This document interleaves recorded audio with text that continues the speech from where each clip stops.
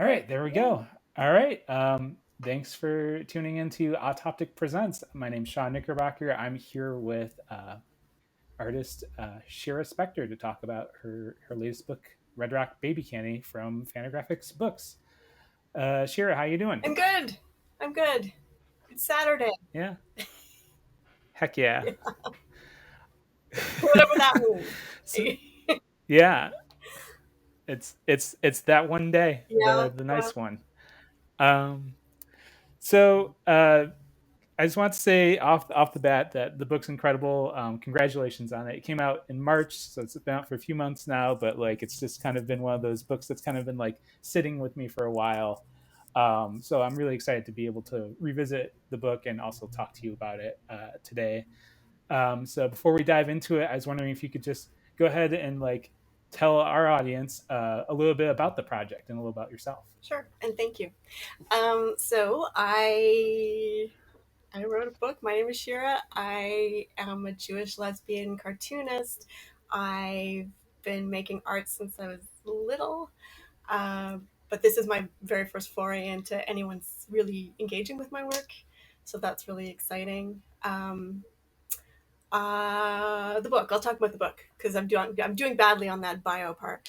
So the book is about a 10-year Yeah. struggle with infertility, which culminates in pregnancy loss and infertility, 10 years of that, and then how that intersected with my father's terminal cancer diagnosis, and then his eventual death.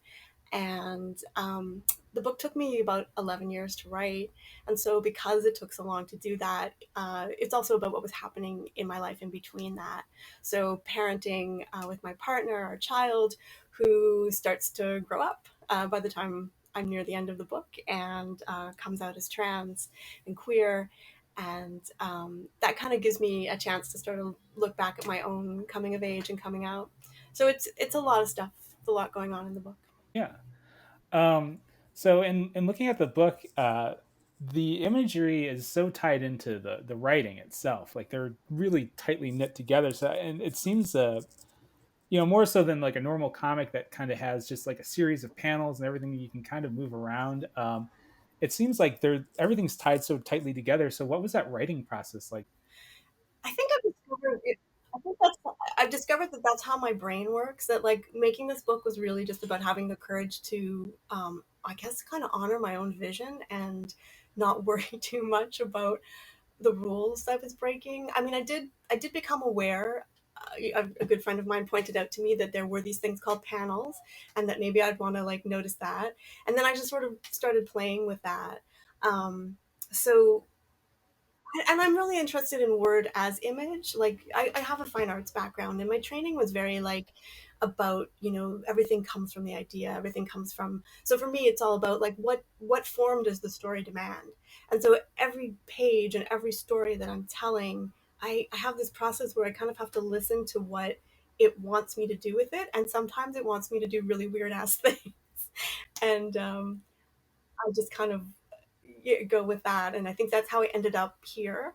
But it's a progression. Like I think that I really learned a lot about making a book and about telling stories and about visual storytelling and through the process of making it. Like I think I experimented a lot. I let myself take those scary risks, and risks can go either way. Sometimes when you take a big risk, you end up on your butt. Um, but mostly I Mhm. think the risky parts allowed me to go places that made the book different and made the book truest to what I wanted to express. Well, yeah, I was kind of curious. Like, do you start with an image, or I mean, you're saying word and image are, I guess, tied together, but I guess what I'm trying to say, like, do you start with a drawing? Like, do you put down a drawing and then kind of work the story from that drawing? Kind of like the text and the dialogue from that drawing, or do you kind of just like have like a blueprint in terms of like these are the things that need to happen on this page, and then it kind of comes together that way, or Sort of all of that. From the way I wrote Red Rock Baby Candy was I had a series of stories that I knew I wanted to tell, and I had them all like on this bulletin board, and they were each like a piece of patchwork to me. Like it was sort of like it also helped me get through the project. Was just it was just piece by piece, and then I played with juxtaposition. So generally, most of it came out first as just text, it's just writing plain prose and poetry, I guess. And then I went through this process of breaking down the text that I had written into thumbnails.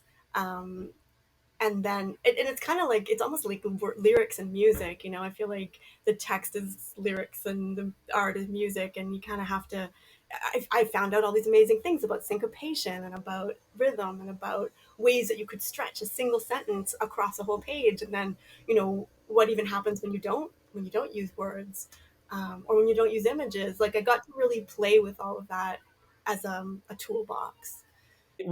Yeah, when you're writing it, did you so you're saying you're kind of like using juxtaposition a bit, so you're probably doing were you doing a lot of editing beforehand before even getting to the drawing part, or was it kind of all? No, it would be like, okay, so there's this block of text. I know I kind of can visualize like, okay, I think this chunk of it is what will be on one page, and then I start thumbnailing, and then I'll have like a sometimes the thumbnail and the actual end result are very similar or the same, and other times something else. I mean, I'm sure you know this. Something else will happen where I go off in a different direction, or I'm missing something, or I change it completely. But I do feel like I need that thumbnaily stage to kind of feel free enough to experiment. I get a little precious. That art school word, precious. Do you remember that? It'll be precious. And then I was like, what's wrong with being precious? Some things are precious. But I do, I mean, it's interesting. I feel like I need to do my thumbnailing on super scrappy paper. Like, if I had a real sketchbook that was beautiful, I'd feel like I was wasting it, or like it wasn't, it's too good. So the way that I free myself up is I use like photocopy paper or stuff I find, you know, like my kids' school assignments on the other side. And then I can really just sketch and feel my way through something.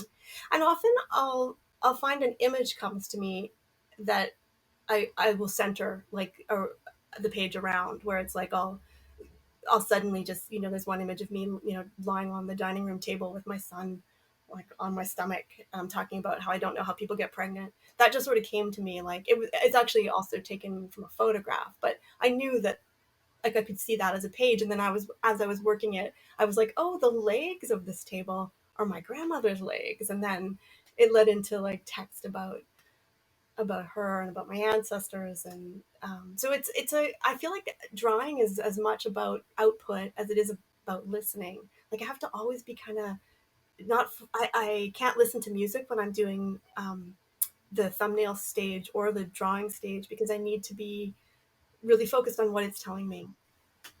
And then once I'm inking, I can sometimes do other things with my brain, but i'm very I'm very receptive to what the play is between the thing I'm making and my intentions for it and what it wants. So kind of jumping into the actual style and the art in the book. um, Besides just doing cartooning, there's a lot of collage or mixed media kind of things going on into the actual art itself. Even some points, including things like googly eyes. Yeah. I was wondering if you can kind of, is that something that comes from, say, your background in fibers a little bit, or where does that influence come from? Yeah, it's like it's mixing everything that I know. Like I threw everything I had into this book. I really wanted it to be like as delicious as a children's book, you know, and full of that kind of freedom to just like whatever I can jam into my scanner is fair game as far as I can tell. And like the googly eyes, it's a little bit like fashion. Like I like that mix of high and low, like things that you find at the dollar store. Like why the hell not? Googly eyes are among my favorite things. And in fact, I walk through places like the dollar store and think like, how do people not understand that this is like the best art supply ever? Like it's so evident to me that like all this stuff is just begging to be turned into art, right? And I do that with things I find on the street as well. Like I'll be like, ooh, these children's toys that have been discarded would fit into my scanner. So Well, at what point would you decide to incorporate these materials into the art? Do you encounter the materials first and then form an idea, or does it just feel right in the moment? I think I feel things out in groupings. Like I'll be like, you know, I knew with this book, with Red Rock Baby Candy, that there were certain like you know floral imagery, patterns, wallpaper, birds, bees, anything kind of that fell into that category was something that I was sort of paying extra attention to, and that I would kind of, it's almost like, this is going to sound so wonky, but I feel like energetically you can kind of pull these things towards you, or it's just like whenever I start to get obsessed with something, I look at that thing more often. So I was always kind of, keeping an eye open for those thematic elements that would work with the book, and then just kind of being courageous enough to pull them in as the story demanded. I try, I think that it's a slippery slope, because you can get too kind of enamored with materials and then lose track of what you're trying to say, and there's like a little bit of a flash with that. So I had to be always kind of like, just the right amount of googly eyes. But I'm glad you pointed those out, because I really enjoyed looking at them.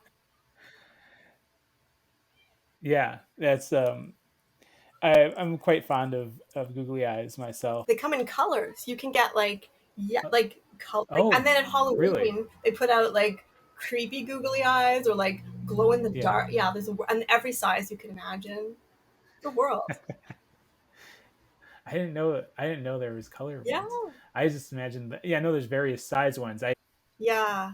Yeah, and sewing too. Like, I think you did ask about my textile background and how that influenced things. So, I printmaking as well. Like, I used to, in art school, I would print my comics onto fabric and then interface with them on fabric. So I would do like, all sorts of processes to work with layers, and surface design and embroidery and reverse applique, and so I was doing a lot of like interfacing with images, photographs, and drawings on fabric. And then when I lost access to all the equipment at school, I wanted a way to kind of be able to, I'm living still in a small space. I don't have a lot of money. It was difficult to find access to studio equipment for textile stuff, and so I just kind of translated it. I was yeah. like, oh, I can. What can I fit onto Bristol board now, and how can I kind of use these same techniques and bring them to the same way that I brought comics to textiles? How can I bring textiles to comics? So that was a bit of my Mhm. process. And so with your comics works, when did you decide to start drawing comics? Like when had that been something you'd always been kind of interested in, or did that kind of come from somewhere else? Or Yeah. The very first thing I remember drawing was like somebody gave me like really good white paper and a black marker, those like thick ones, and I drew like a head with legs attached to it, as all children do. And then my parents were lovely, and my grandparents, and they put it in a little blue frame, and I was like, oh, like I have arrived.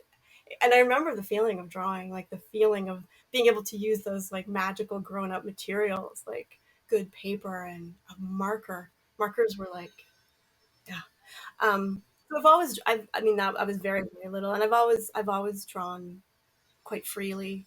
Um, and comics, were always around. Like, I remember learning to read Archie comics because I was so anxious that one summer it's in the book, but I convinced myself I'd stepped on a rusty fork and that I was going to die of tetanus. And it was distracting because the whole summer I wanted to watch Herbie Brides again, but instead I'd be thinking about how I was going to die. So I needed something to do to keep my mind off it. And reading, I just learned to read a little bit, and comics were the most engrossing way to distract myself from death, and that's true to this day. Like, it's a very it's a very comforting medium to me. Like, there's something about the marriage of words and pictures that is immersive and freeing and available and accessible. Like the Sunday comics would come to our house, and getting to be the first one to read them.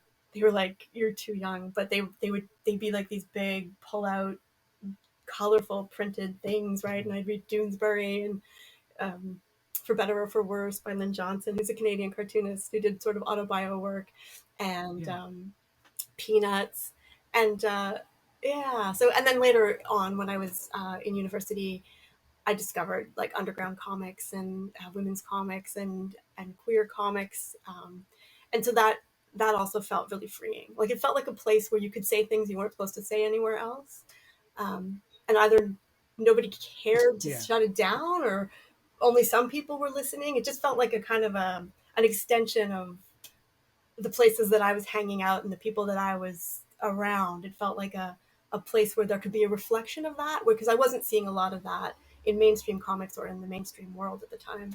I'm talking now about like the 1980s and 90s, Yeah. where there was way less visibility for anybody marginalized. It was all very, you know, different.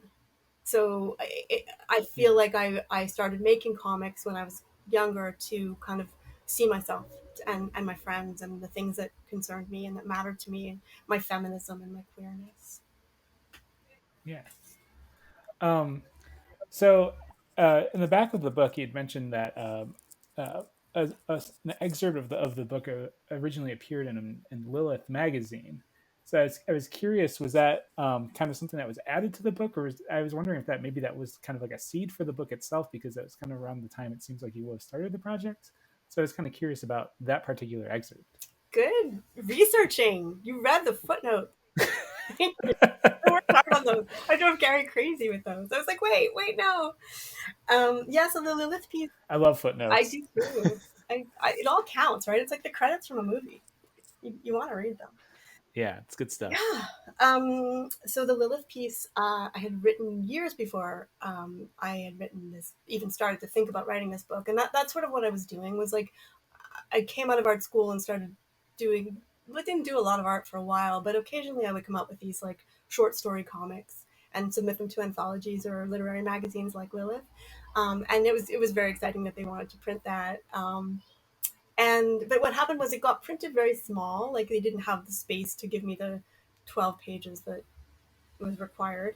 And so it kind of haunted me. And then there was one summer where I was like, I kind of want to go back to that and see how that relates to what I want to talk about, or juxtapose myself and my son with that. And it was really fun because some of it held up and felt like it was just fine, and other parts I was like, oh, it needs some more layers, or I need to interface with this in a different way, or oh, I got to redraw that part. But yeah, yeah, So working on a memoir over the course of 11 years, I mean, I gotta imagine, obviously 11 years of life is going to add a lot of context and a lot of, like new perspective to a memoir you're writing. So how did that kind of like help the project evolve, or how did you compartmentalize that information to stay yeah. on task with the book? Like how did those 11 years affect the project? I guess it was like the only way I could make it was that way, because I was working, which, as you know, sucks to your brain. I was working and I was raising a kid, and I only had like part time to work on the book, which is also, I think, what informed the way I made it. Like I've said before, it was a little bit like sewing, where you could pick it up and put it down. I had to make it so that it was like it could collapse and then open again to me. I also needed time to process all the grieving. The story kind of like unfolded to me as I was living it. Like I knew I wanted to write at the beginning about infertility and how my dad's cancer, like the intersections I saw, but then he died, and then I experienced, taking care of him until he died, and what an honor that was, and also watching him die, and so then that became that sort of, I just kind of kept gathering things up as I plowed through the years, and realizing that living through this autobio work was what was shaping the story. So the life art thing was very sticky, like it was very.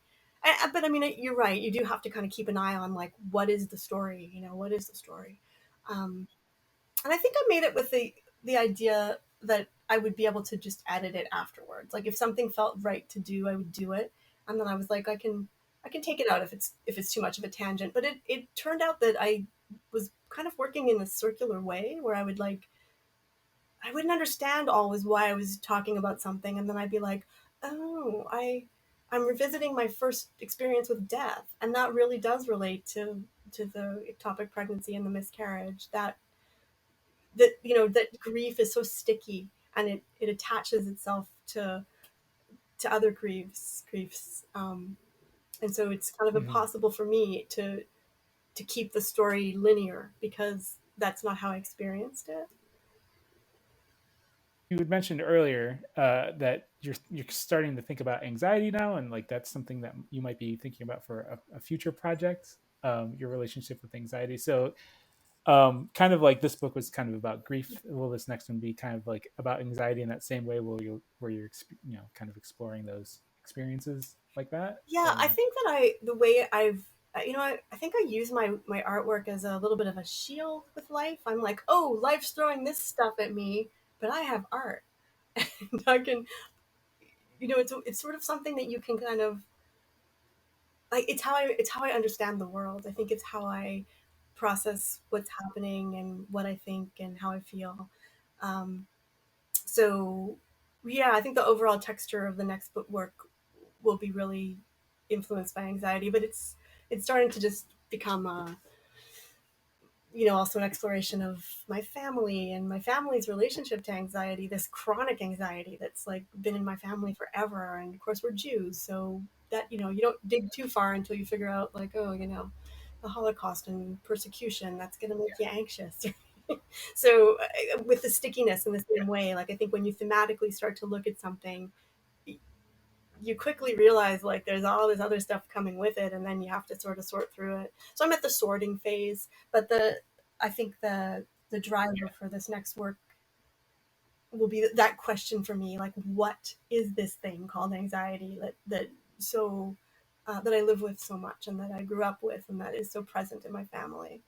um, and the writing Red Rock Baby Candy was really helpful in the sense that I had a place to put down all these griefs, because we don't live in a culture that has much room for or place for grief, for death, for talking about that stuff. It's all very hush hush and don't deal with it. So it gave me a safe place to put things. So yeah, I think that's the same kind of that sort of same place that I'm looking for with the next work. But who knows? Who knows? Maybe it'll turn out to be about Okay, strawberries or something. yeah, You never know what googly eyes will um, show up. yeah, for sure. I would take a book about strawberries and Yeah, anxiety. you know Just what? They're combine them. related. It's like peanut butter and chocolate. Exactly. Well, it's interesting. This is a funny, like, we're joking, but I was thinking of strawberries. They have nothing to do with anxiety. That's so different. But I think that something I'm really interested in too is mixing, when you talk about things and feelings, is mixing in their opposites, or the role joy plays in grief. Like there is no feeling without other feelings. There's no You need like that blank kind of canvas of emotion to have some things come forward and some things recede. So yeah, I feel like the joy that I felt really compelled to talk about in this work, I'm sure will show up again in the next one. The strawberries, right? The brightness and the deliciousness of being alive is always present for me, as much as I'm full of anguish and suffering, because I am, and anxiety. I still find life so beautiful and delicious, and I want to bring that to people. Yeah, and I think that's like so brilliantly executed in your book. Is like in the memoir and the autobio kind of genre. I mean, there's a lot of people visiting you know grief or pain or fear, and like it can be really difficult to balance that. And like obviously there are hard subjects to touch on, but in your book you do bounce back and forth a lot with with these really dark topics, but at the same time, like even the title, it has the word candy in the title, right? Like there's just something really sweet and happy about it. It's just a really good balance overall. Thank you. So I guess at this point, maybe we'll transition over to the reading Mhm. aspect of the interview. For the portion that you're about to read, can you give us just kind of like a little context for it, and then we'll jump into it? Sure. So it's that part that you and I were discussing earlier that originally appeared in Lilith magazine, and it's kind of a juxtaposition of my gender identity exploration, or my gender identity, and my son's coming out. Mm-hmm. So all that. Ghosts follow us everywhere, swirl around our ankles, and tangle their fingers in our hair. Sometimes, when we're almost asleep, we hear footsteps from the hall, the weight of a small child sliding across the floor that stops when they reach our bed. The first time I thought it was Allie and reached my arms out to pull her up to us, but the air was empty. Each time we get up to check, she is always, always where we put her, sleeping. Sophie, listen, this is brilliant. You know what Allie used to call cartwheels? Star-shaped rolling. Hello, Ketzel. Hey, where's Allie? She was just over there. I'm going to look for her. Hi. Allie, supper. After today, I want to be a boy. My name is Max. Wait, Max. Mom, push me. So, tell, what's the gossip? Is anyone dating anyone? Ugh, Mom, stop. Why do you even care? Because I love you and I always want to know what's going on in your life. Also, it's like watching the best movie. Go away. It's not your movie. Some movies you will never see. I know. Once it was Elliot Bloom's bar mitzvah. There was one every Saturday night in 1981. Oh God. Oh, the horror of my hair. I had inexcusably bad taste in clothes. I was fond of bows. My kinky hair was always blow-dried straight, in accordance with the rules laid out by Seventeen magazine. I often wore it up on one side, believing the Suzanne Summers reference would make me look blonde. Blonde was paramount. I had no access to hair dyes, so I developed weird belief systems. Blue, blue, I believe. Wearing too much navy blue eyeliner will change the color of my brown eyes. Being, no, appearing normal was important. I was a weird teenager. Duh. Since we were girls, we were encouraged to wear makeup. Maybelline. Use blush. Apply in lines only. Smells like dust from another century, only pink. Makes you choke on its peachiness. Who among us could decipher its mysteries? Not me. Bonnie Hell lip smack. Thick. Sweet as icing. Like a mini deodorant stick. Smells like cough drop deodorizer for cars. Gives headaches. Makes your lips stick together. Get out. Seriously? Strict rules. We made them ourselves. September through June, 81. Were invented and observed by us. All girls in grade 7 had to wear variations of the same thing to bar mitzvah parties. No white belts, ballet flats. Oh my god, is she like totally wearing floods? Sick. What a gaylord. You found out by phone, pass notes. Parties usually started the same way.